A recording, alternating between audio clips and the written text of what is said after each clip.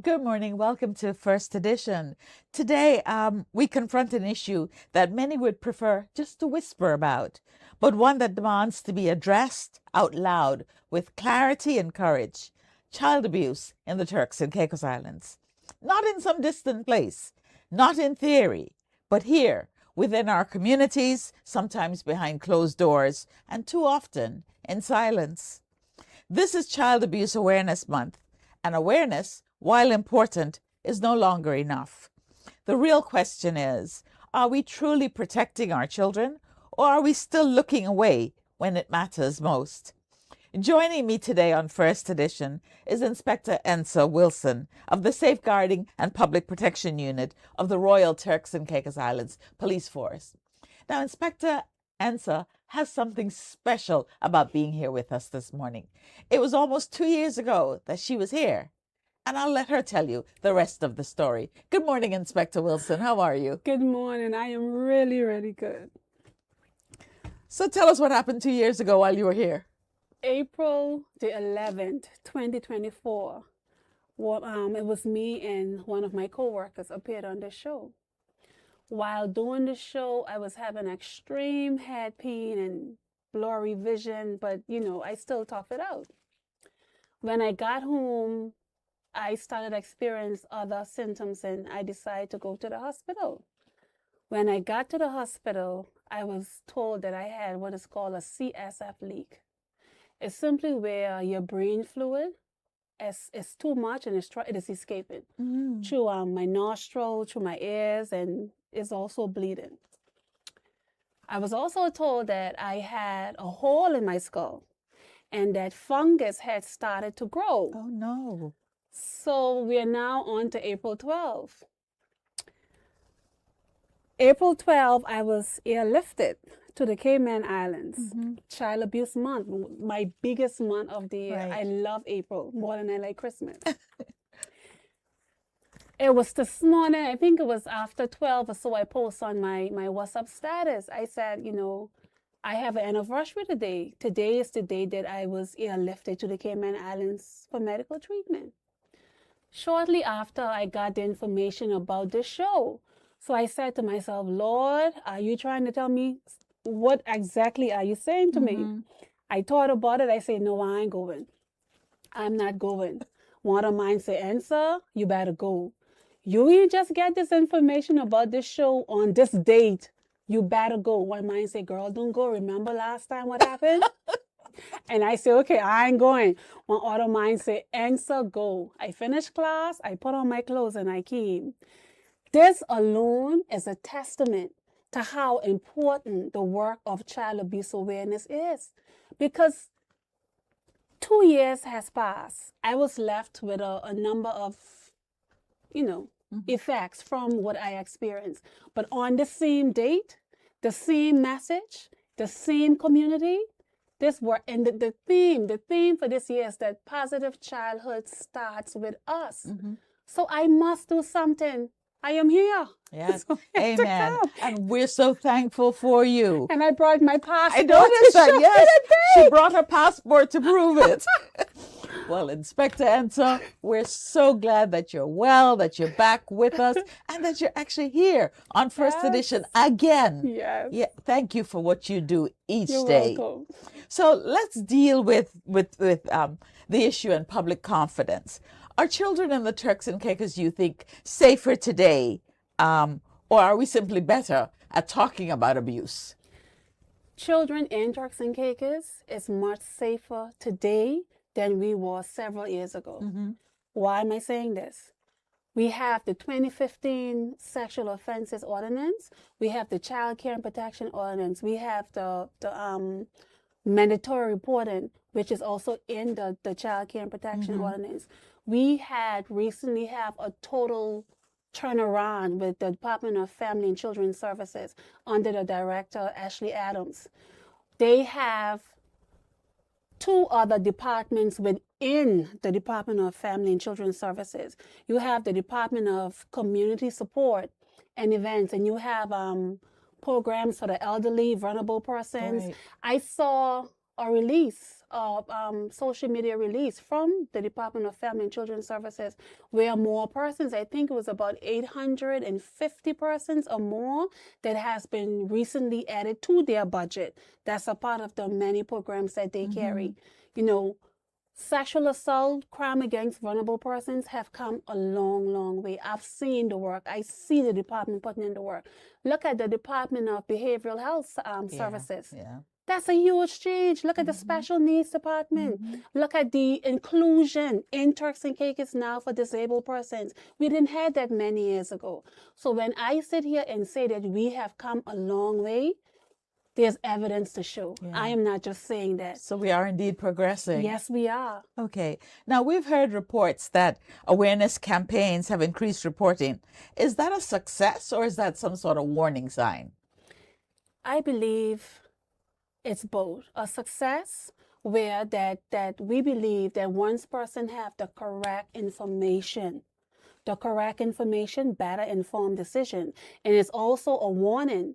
It's a warning to offenders that children are made aware of their rights, how to protect their bodies, body boundaries.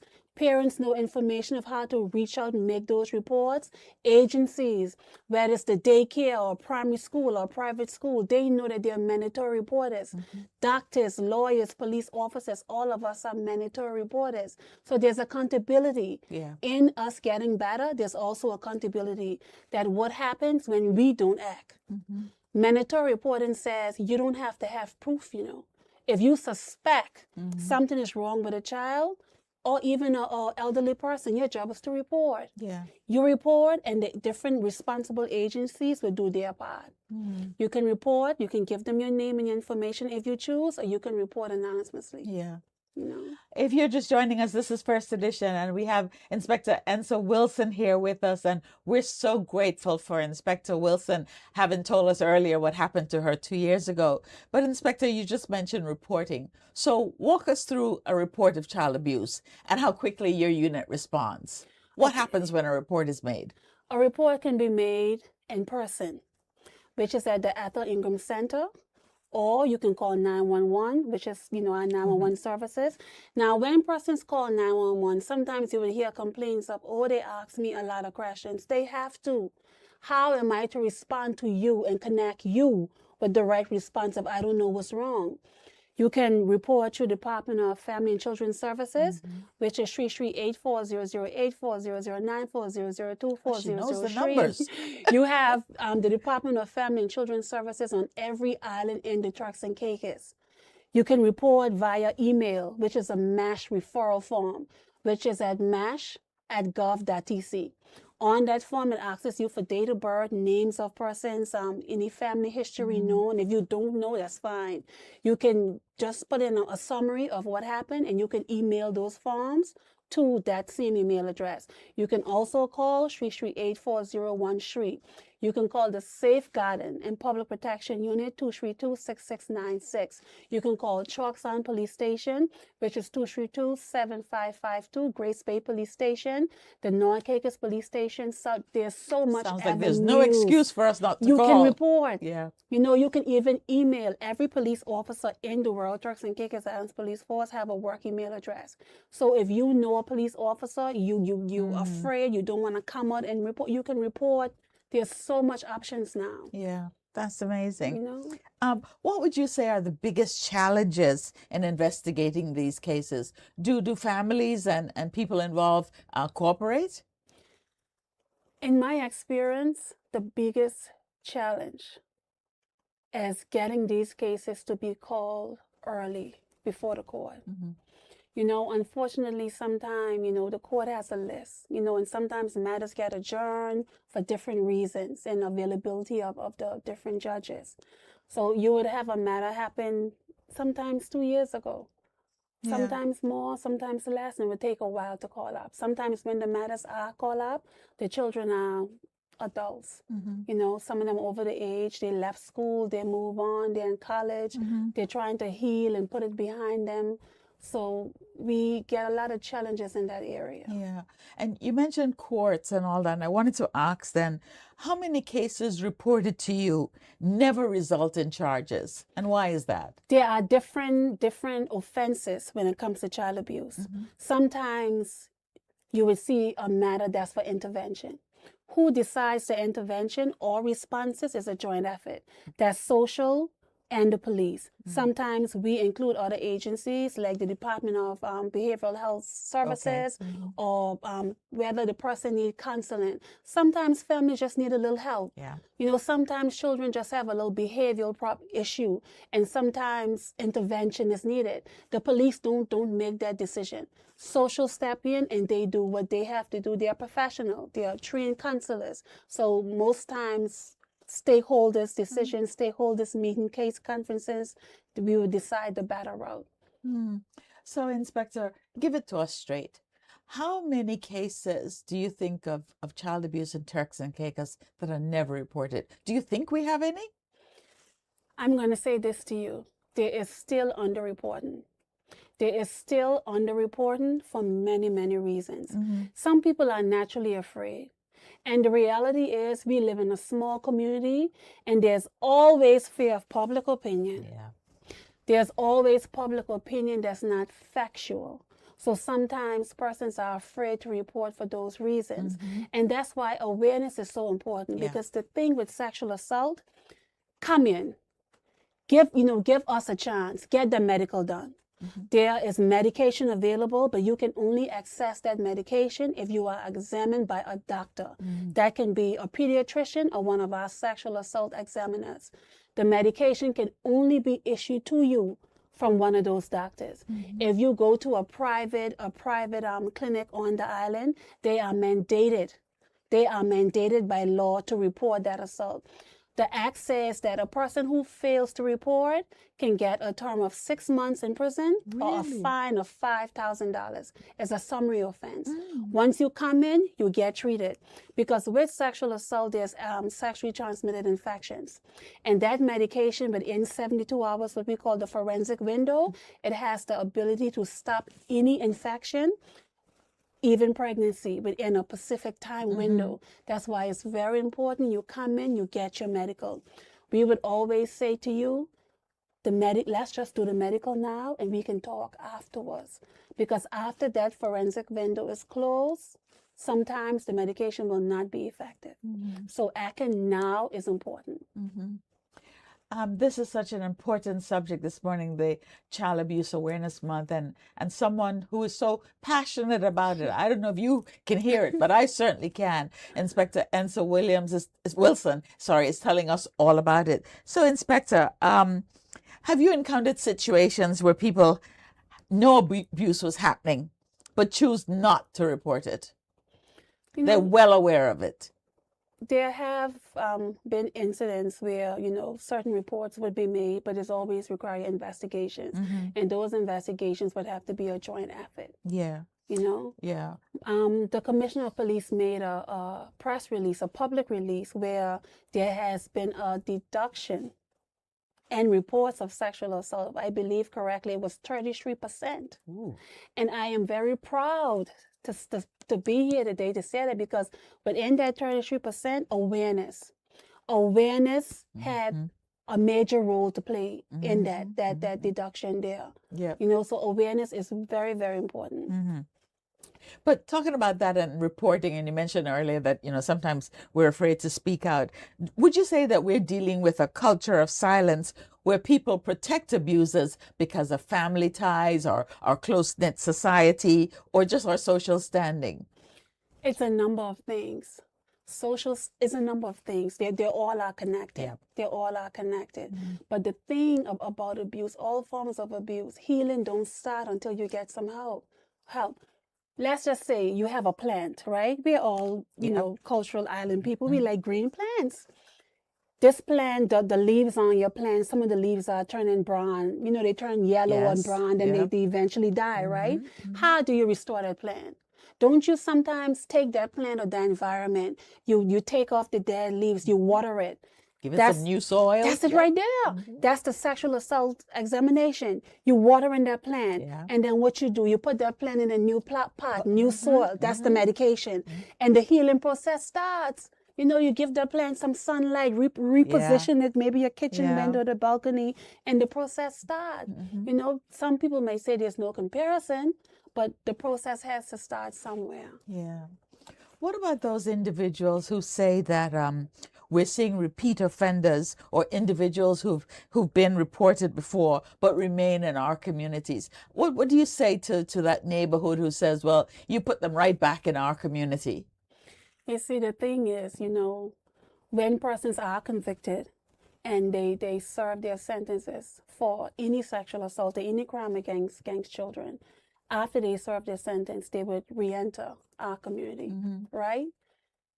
Recently, we had what is called the sexual offender registration, right? But it's not like what persons may hear, like, well, in America, a sexual offender, once they register, the list is public. And no, our acts are a little different, you know? So during the trial or shortly after the trial, once the verdict is read, then the Crown would make an application to the court to have that person placed on the list. We do have someone on that list in Turks and Caicos as we speak, right? But after that person served his sentence, then he will be removed off the list because he was only placed on the list for 4 or 5 years. Oh, okay. And that was in the public court, and that information is also online. So that's how I can use that, for example. But our lists are not made public of the offenders. No. Okay. Also, there's a school of thought that says, you know, we come from a society where we discipline our children. Where would you say, Inspector, that discipline ends and abuse begins? That question there is a very debated question. A lot of persons would say, well, my parents used to beat me and nothing ever happened. Spare the rod, spoil the child. You see, back in our time, and I'm quite up there. So back in my time, you know, our parents maybe knew no other way. And society was not how it is now. You know, it was more safer, you know, more known. It wasn't so much different elements now. There is no way you're going to tell me or anybody that you are going to beat a child and that child is going to get lacerations on his or her skin. Their skin is going to be broken to the point where they need stitches or they need bruises or they need medical attention. Come on now. That's not discipline. That's actually an offense. It's called assault occasion actually bodily harm. Your skin is bruised, your skin is broken. You know, you can see visible marks and that's not discipline. Parents, even parenting was different. You know, we didn't have so much internet. I remember at my age going to school, I think we had computers in our computer lab, and they were their big back white computers. You know, and you used to line up to the school to use one computer. You didn't even know how to go on the internet. They was just teaching you how to type. You see, but now you have so much access to internet and so much different versions and knowledge, and then no parental control. You know, so that's also an issue. So would you say then, Inspector, that parents are genuinely unaware that they're abusing their children? My personal belief is that some parents are, because it's not only the bruises and the marks and some children can't put on the jumper or the shirts because the vulse on their back, and you know, teachers can see it on their legs. You know, it's also words. You know, you so stupid. Why you so stupid? You ugly. You know, get in there, and why you ain't doing your work? And Keisha getting better grades than you. We supposed to build our children. Sometimes society is gonna push our kids down emotionally. Build our children up. You know, teach them how valuable and how important they are. You know, get them extra classes or speak to their teachers, work with the schools to see what's needed. There's so much different things parents can do now. But the reality is, a lot of parents don't have the time because, you know, they're trying to cope. 2 jobs, some of them, it's hard. You know, rent and mortgages and utilities. It's a lot of things. It's a lot. But let's switch. Let's change topic. We'll come back to that. What are you doing for this month specifically? What are your activities? I saw some church services. Yes, well, there was a church service on Sunday at the New Testament Church in Blue Hills, where the police worship along with other stakeholders in celebration of Child Abuse Awareness Month. There's another activity, one's going to be in Grand Turk. Then you have social services has activities throughout all the islands. Sorry, the Department of Family and Children Services. They have a fun day on the 18th in South Caicos. They have another celebration in North Caicos. They have in Grand Turk. The police has a fun day on the 24th of this month where different children will attend. A number of different agencies are getting the message out there, getting persons to be involved and just basically running. Yeah. So you're engaging churches and communities and individuals in this whole month of activities. Yes. What's the key message you want every parent or guardian to take away, particularly during this month? Be informed. Stay informed. Some persons would see information. Some persons would see a message on Facebook. They may not comment on the message, but they read it. Yeah. Right? That's information, right? The fact that I read that message or I saw that poster, I can tell my coworker about it. My coworker may be going through something or may know somebody who needed information, and that information is passed right along. Now, the reality is all parents are not social media persons. Some persons are private and live quiet lives. That's fine, because there's also posters. You see that the police is giving out a number of cards with information on it. You see that Department of Family and Children Services has a number of posters throughout the community. They even have the bus stops in town with information on how to contact the officers. The Department of Gender Affairs, the same thing. The Department of Behavioral Health Services, look how involved and out there they are. The Department of, I think it's Special Needs Department, right? You see that they're involved in the school. They're doing parenting workshop. They're doing weekly presentations. So when I sit here and say, I have seen more being done, that's the more I'm referring to. Yeah. Efforts are being made. Yeah.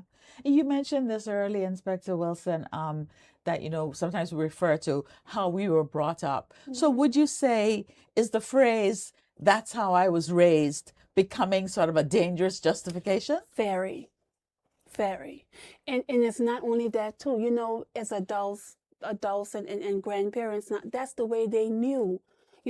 Maybe that back then their parents wasn't so affectionate. Maybe everything was go bring that belt or bring that slippers and come here. You understand? There was different elements in the environment, but the dynamics of the family haven't changed. Family is still the most important unit in society, but how that family is nurtured and cared for, that what makes a difference. Yeah. Let's talk a bit about manpower. Would you say that you have sufficient social workers, forensic support, police officers to help you and handle your caseloads properly? Manpower is always growing. There's always need for more.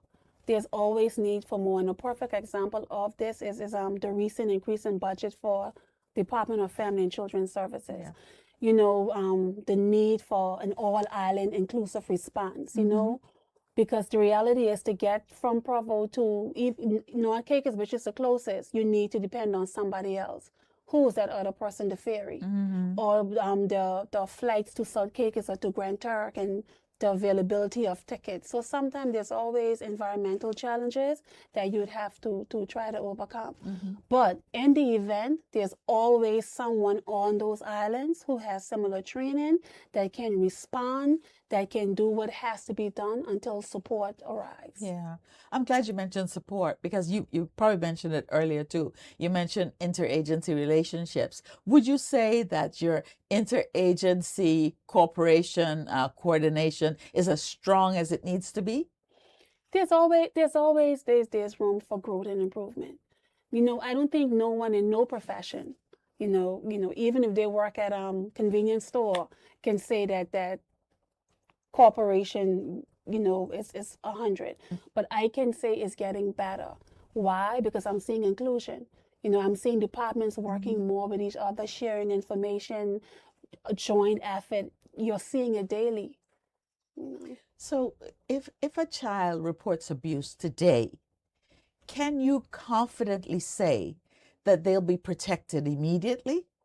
I can't say, because not every report involving children means, number one, that the child will be removed from the home. You know, if it's a case where a child is removed from the home, we rely solely on our partner, which is the Department of Family and Children's Services. They will do their assessment. The child's safety. The police job is prosecution, investigation, prosecution. Social is concerned about the overall well-being of the child and that family, you know, and by extension, the courts join them. You know, if there's a need for the child to be removed for safety purposes, welfare steps in immediately. They have the authority under their act to safeguard and protect that child.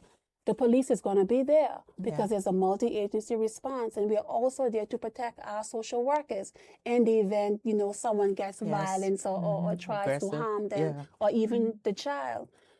Because it's a joint agency response, my profession, I'm a police officer. I do have a social work background, but I rely on the professionals, which is our social workers. I rely on their judgment because there's also a psychological part of it, and they take care of all of that. I'm not saying to you that the family would always agree on the action, but at the end of the day, their concern is the child. My concern is the offender and to prevent what the allegation from happening again. You see, so we have different rules. Now, we know the type of society that we live in, Inspector Ensa. Are there children in this country who are effectively invisible, not in school, not monitored, and therefore at higher risk? There are children in our community, in every community in Turks and Caicos, that's at risk, to be real with you, you know. And this is also a very sensitive topic, especially when it comes to children. You have children in Turks and Caicos that's not registered, and that alone is a human rights violation. I spoke earlier about I've seen improvement. Recently, I saw the Department of Registries and Births. They're now visiting the island. Can you imagine now getting a birth certificate right in North Caicos? You know how you had to get a birth certificate when you're on the island? Either you come Provo, or you pay somebody to get that, or you catch the plane and go Grand Turk. These departments now coming to the islands, and persons are being able to go in the line, follow their documents, and get their certificate. We have children, they are not registered, they have no birth certificate, they have no passport. We have had children who died right in Turks and Caicos while they were waiting for a passport to be airlifted, you know. The other country does not care that that child is sick. They care about that child having the proper documentation to enter that country. The human rights said that every child having entered this earth is entitled to name and nationality. You know, they must have identity, they must be identified, and they also must identify to a family. So we do have children in Turks and Caicos that are born to Turks and Caicos Islander does not have any documentation. They are not registered. They have no official ID. We just know that's John Brown child. You know, so you may hear my social part coming out of it because it's real. And sometimes you meet this every day as you go about your duty. You know? So Inspector Ensa, talking about that, how would undocumented or migrant children who make reports, how are those cases handled? So the Department of Family and Children's Services. Because, you know, anyone, a child, they're entitled to health care. You know, and once we meet a child that has been hurt or needs to be examined, that's where social get in, and they will work their magic, and that child will be seen by one of our pediatrician or one of our sexual assault examiners. Do you think those children are being exploited because they're less likely to report?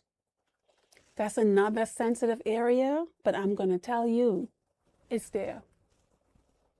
I kind of thought so. Because at-risk children, when you find kids and even families in that vulnerable position, especially when the parents not working, the kids are basically in charge of their self, you know, that's when a lot of stuff happens. That's sometimes when people start to prey on them, you know, and sometimes that's where our underreporting cases fall. You know, there's even in the act, there's even coverage for persons with disability. So I'm seeing more inclusion as the year Yeah. go on. Well, let me ask this, and you mentioned already all the advancement that we're making and the fact that children seem now to be born able to handle technology. So we live in an age of technology, and TCI is indeed advancing. Are predators using social media and messaging apps to target our children, do you think? Yes, they are. There are a lot of new apps out there, and there's an app called Just Talk. They have the Snapchat, and you find out now that I can dare any parent who is listening to this program. Check your teenager phone, and you don't have to be teenagers anymore. They start as low as 11-year-old. Check their Instagram. Everything happens on Instagram. Check those Instagram names. Some of those Instagram names get more hyphens and designs, and you can't even pronounce the name. You gotta write it down to research the name. And how they write it in this special writing. We don't those things. Yep. And you find that you have a lot of older men on these apps, and they are meeting children on these apps. They are having sexualized conversations with them. They are arranging to meet, and it all starts from there. The issue comes now when it's time to trace, because some of these apps have like security features, and after a certain time messages would disappear. Some apps you can't recover message from because of their security features. So parental control is extremely important, because cybercrime, sexual assault via cybercrime is there. But would you say we have the technical capacity to deal with these cyber-related abuse cases? Let's just say that we are working on it and we are getting there. Our area in policing has increased, because we do have persons that have, we have one of our officers have a master's degree in cybercrime who has recently returned back to the organization. So our strength in that area is increasing. Yeah. You may have mentioned this earlier, but are penalties for child abuse in TCI strong enough to act as a deterrent? In all honesty, my personal belief is that it could be stronger, but it is. You have seen the only one, if you look at the Sexual Offenses Act, right? It says that sexual assault is the only one that personally speaking, I'm not too pleased about. Because with sexual assault under the new act is magistrate. It could be 6 months in prison or a fine. But at the same time, it also depends on the circumstances. Right. There can be some changes, and it could go on to Supreme Court, right? What I like about the 2015 Act, we used to say ordinance, the old ordinance, it wasn't inclusive. The old ordinance, it asked you for, there were offenses that the common person did not understand. There were words and languages in that ordinance that was written back in 1800. Yeah, so it's antiquated. Yes, it's way out. The new act is very simple. It tells you commit an offense if you penetrate the private part of a male or female. Now, when you say a male, the old act told you that rape could only happen if penis is used for penetration. The new law tells you no. Any insertion, whether it's a penis, an object, or anything, you commit an offense. You see, even with sexual assault, you have grooming, you have offenses, inclusion of male, boys and girls. Simple offenses, grooming, incest, sexual activity with a child under the age of 13, under the age of 12. You have offenses like rape. You have offenses like abuse of position of trust. There's so much simple, easy read offenses in there that persons understand it more. Sometimes you have people saying, "Well, I didn't know that was an offense." Yes, grooming. You see a pretty, young child walking to school, you stop. "How you doing?" Yeah. "I'm okay. Good morning, sir." The child go. The next day you do the same thing. And offer a ride. Ride gonna be the first thing. It raining, let me give you a ride. Your mommy know me, it's safe to come. Then you start offering little candies or lunch money. You have a phone? What's your phone number? Let me get you some minutes. Then the same person start to WhatsApp or text your child. Yeah. It is so much out there now that you have to protect children from. That's why I strongly believe awareness, information, that's the first start. Yeah. If you know what you should be protected from, the rest can fall right in. Yeah. I find this topic so interesting, and you're just so informative and so passionate, and your words are just flowing. So I want to thank you again. But I have a few listener and viewer questions. This one says, "Good morning. I'm a parent. What are the first signs I should look for if my child is being abused but not saying anything?" That's the thing. And I always urge parents to be very careful with this. Because the textbooks sometimes tell you that when a child is being abused, whether physically, sexually, emotionally, whatever one of the categories that abuse fall in, some persons will tell you the child will begin to look sad, or the behavior may change, or the child will look withdrawn. There's a number of things now. Some children remain the same. Some children are so afraid because you find that the abuser tell them, if you tell anybody, what's going to happen? Or they ain't going to believe you, or if you tell them, you're going to cause your family to be broken up, or they're going to blame you. Some children withdraw, begin to lose weight, they stop eating, their grades drop a lot. Isolation, they don't play anymore, they just completely lock out. Behavior change completely. There's another thing too, that sexual assault and sex on a whole is a very uncomfortable topic for parents, even for some adults. But the thing about sexual assault, when children start to be sexually assaulted, especially if there's penetration or any interference of the private part, sometimes their body odor changes. Or sometimes they would start to have a discharge that they never had before. Or sometimes parents may notice their underwear.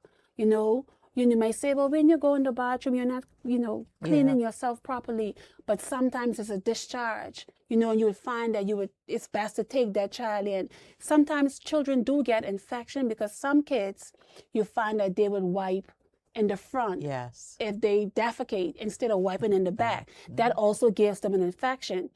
Sometimes kids fall and hurt themselves. Sometimes the way little girls sit with their heel under them. It's so much things out there now. That's why I always say, parents, you don't have to be afraid. It's so much things, and sometimes it's not always sexual assault. A child can fall and hurt themselves and cause little injury, but to what extent, right? Yes. A child can play rough at school, and there's also another thing that there's also child-on-child sexual abuse, Really? Yeah. Sometimes children do things to each other that they may unfortunately seen somewhere or the other, heard about, sometimes playing rough. It's so much ways now that these things can happen. And when I spoke earlier about intervention, reports like that would be addressed from an intervention standpoint. Because, children would have to be taught about safety, about safe playing, good touches, unsafe touches, safe touches, their body parts. A lot of children don't know the name of their private part. Sometimes, we make kids to feel ashamed or uncomfortable about their body. Sometimes you find kids saying they have apples. You don't have an apple. What is an apple? You have a vagina. You have to teach them the correct name of their body parts. You also have to tell your children, this is your private part, but you're not supposed to touch anybody else's private part. You're also supposed to respect your friend's body. There's so much information out there, but the information must be child-friendly. So you're saying education is really important. That's it. It goes back to awareness. Awareness. Yes. Awareness. So this listener and viewer said, at what point does discipline cross into something I could be charged for?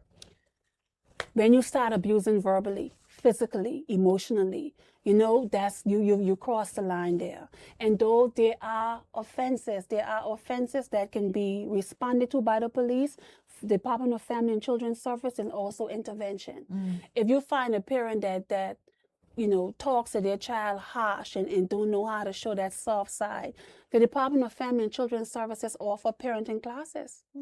The Department of Family and Children's Services also do counseling sessions. They have psychiatric social workers. You see there? Yeah. You know, so when I say it's not always have to be prosecution, those are some of the intervention offenses. Sometimes you meet parents, they get so frustrated with the child behavior, they may end up what they call discipline, but end up hurting the child. You get that child medical attention. Sometimes it ends up before the court. You know, now some persons may say, oh, you're taking parents to court. That's not it, you know. The court goal is to also look out for the family, you know. How does the court do that? The court will hear don't matter. The court has the authority. The police don't have that authority. Social service, the Department of Family and Children's Services, they would encourage, they would do their best to encourage and empower the family to come in for the sessions, but they don't have the authority to force you. The court now, the court can say, listen, I find you guilty, or I accept your guilty plea. I realize a lot is going on in your environment and you are sentenced. Part of your sentence will be mandatory counseling sessions. The court is going to follow up with you. Matter adjourned for a 2-month period. Why? Because in 2 months or so, the court wants a report from the department to see if you've been complying, you've been following up with your sessions. The Department of Family and Children's Services is now going to do home visits.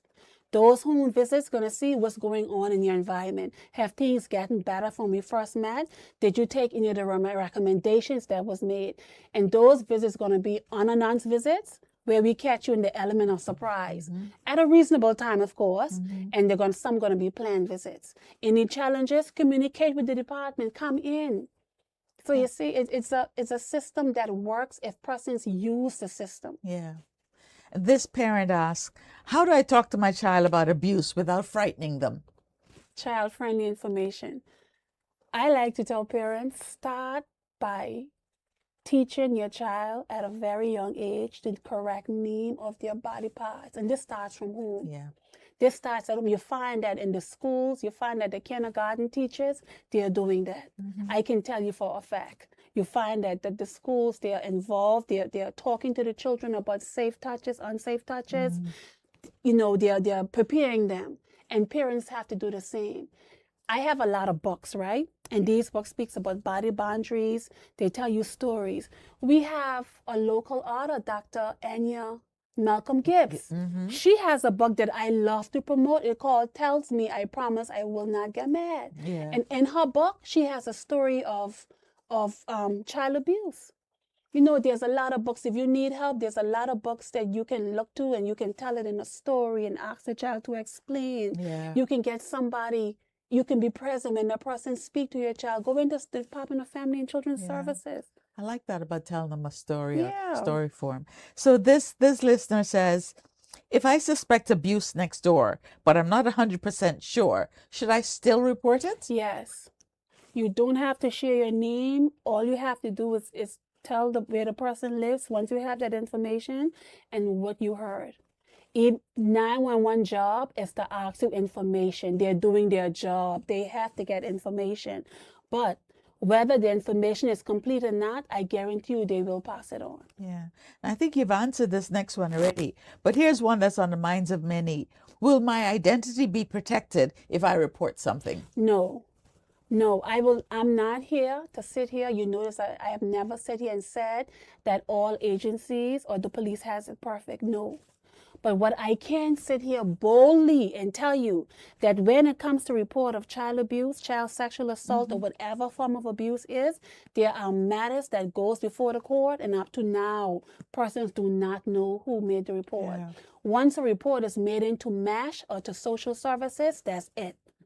The court itself would not ask you who made the report. The only thing agency care about is that investigations are carried out. No one human rights is violated. The child get help, and the offender is brought before the court once identified. Yeah. So this one says, what happens if I report and it turns out that I was wrong?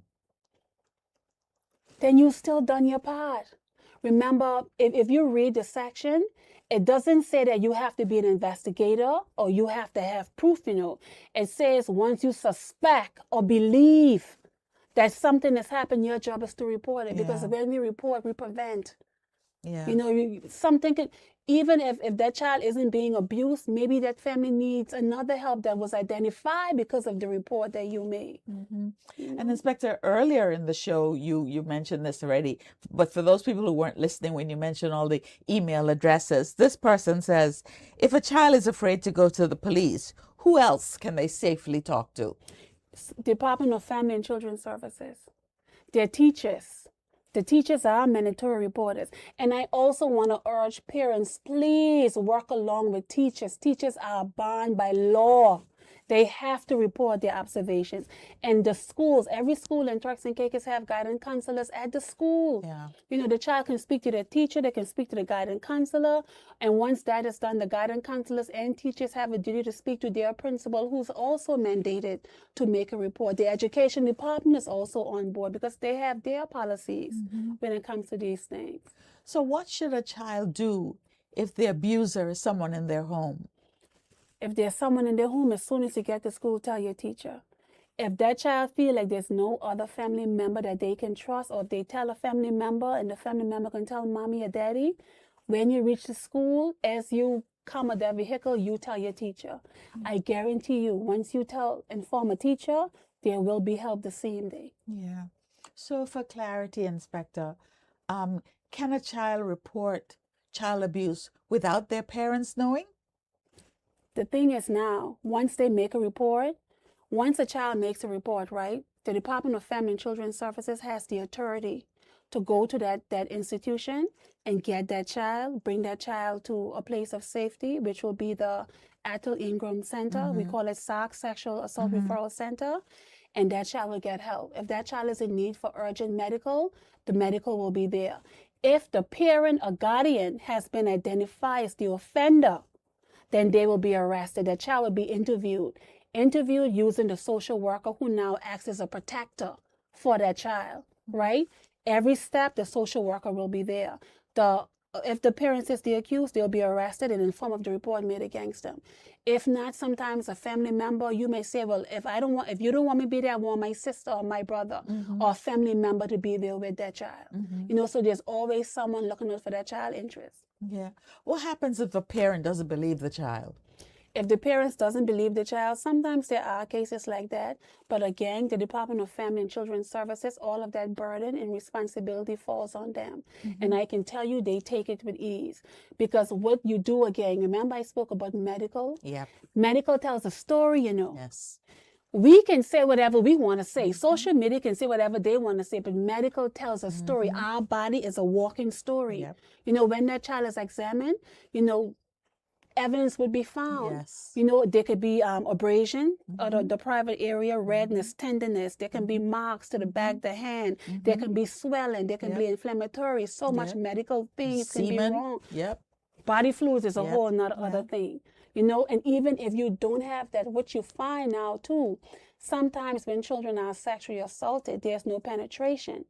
But remember I said that sexual assault is very uncomfortable for some persons to talk about, you know. But even if there's no penetration sometimes, there's still some rubbing of that private area, some sexual gratification for the person, the individual who's doing it. It is also an offense to perform sexual act in the presence of children. That's another offense. Or even to peep. We call it peeping. You see how simple them acts is, right? To peep on a child, to spy on a child, taking a bath, you commit an offense because you could be getting some gratification from that. You know, it's so much. Yeah. Yeah. Inspector, and so if there was one thing you could change in this country to better protect children, what would that be?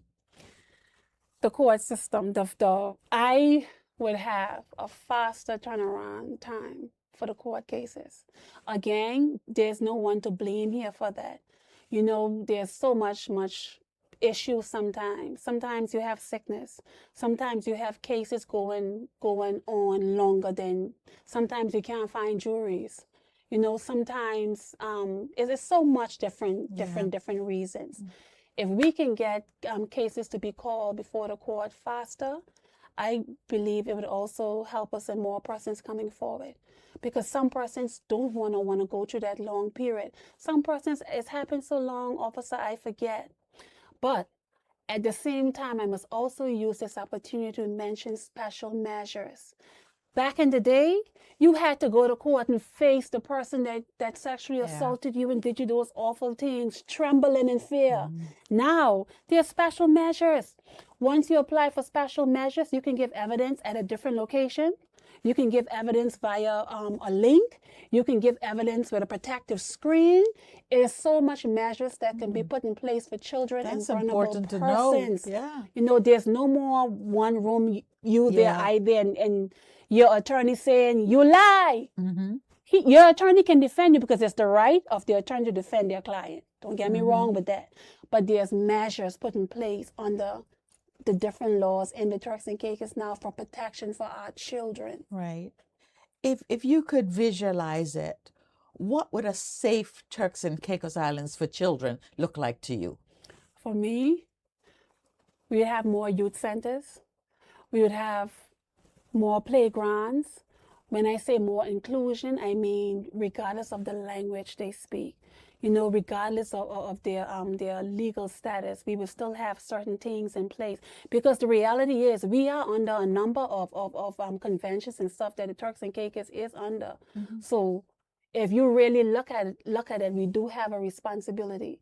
And is it a strain on our resources, the country resources? Yes, it is. But children have rights, and we can boldly neglect those rights because of other issues that I'm not going to safely get into now. Right. But it's a global concern. Yeah. Children would be more safer. And in Turks and Caicos, I just tell people, stranger danger. Children are being sexually assaulted by people they know, Yeah. people known to their family, at places that we call safe places. You know, incidents are happening at school, at churches, youth meetings, places that's supposed to be safe. You know, a safer Turks and Caicos is where children can be safe regardless of who they're with, regardless, I guess it's a safer world by extension, regardless to what they're wearing, regardless of their behavioral issues, regardless of their social status. There is so much. You know, they can just be safe and protected wherever they are. Yeah. What's your message to parents who are struggling right now, but they don't want to harm their children?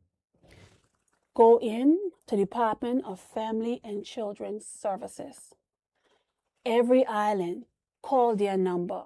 Go to social media. On their Facebook page, there's a lot of information.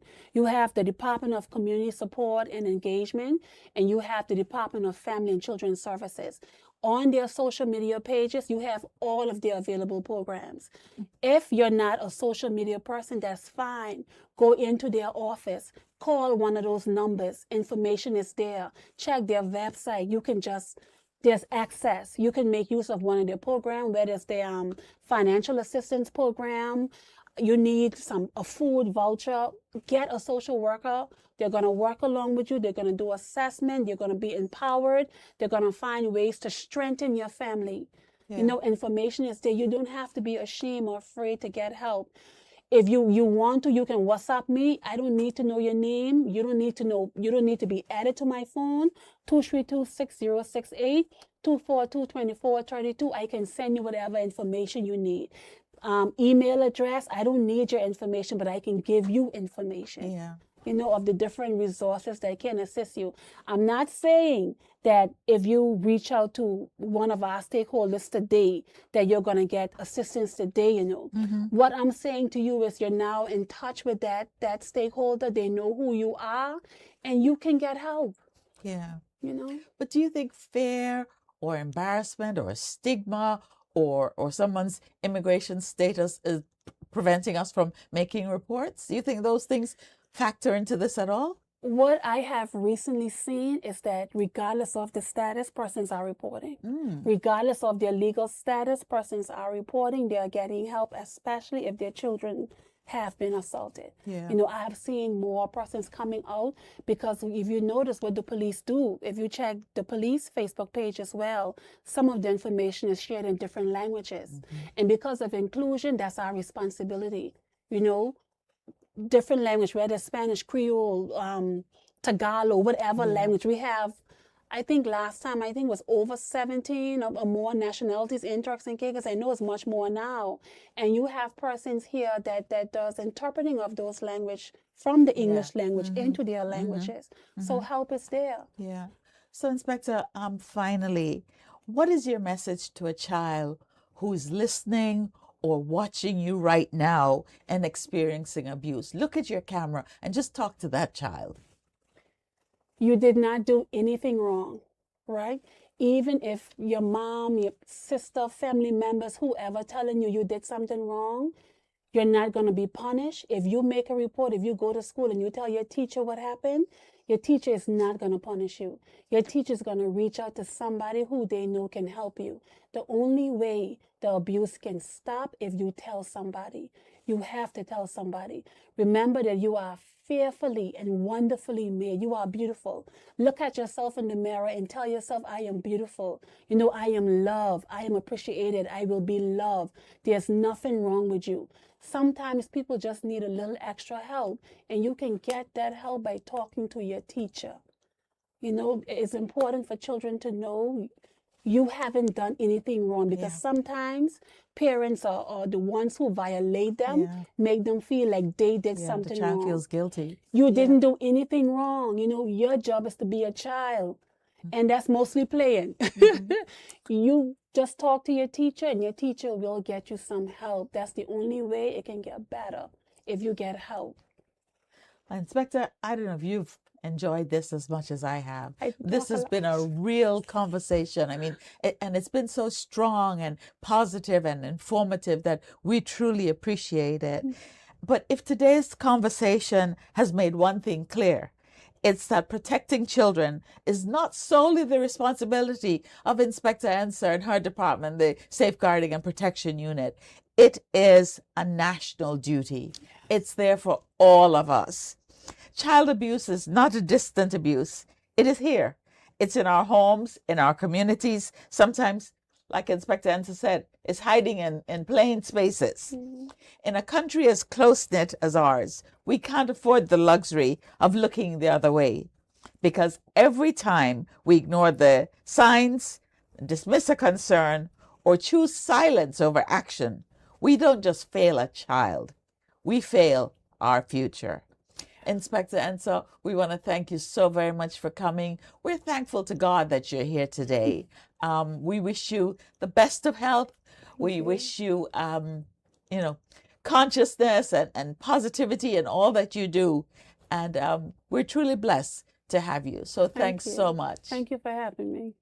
This has been First Edition. We'll see you next week.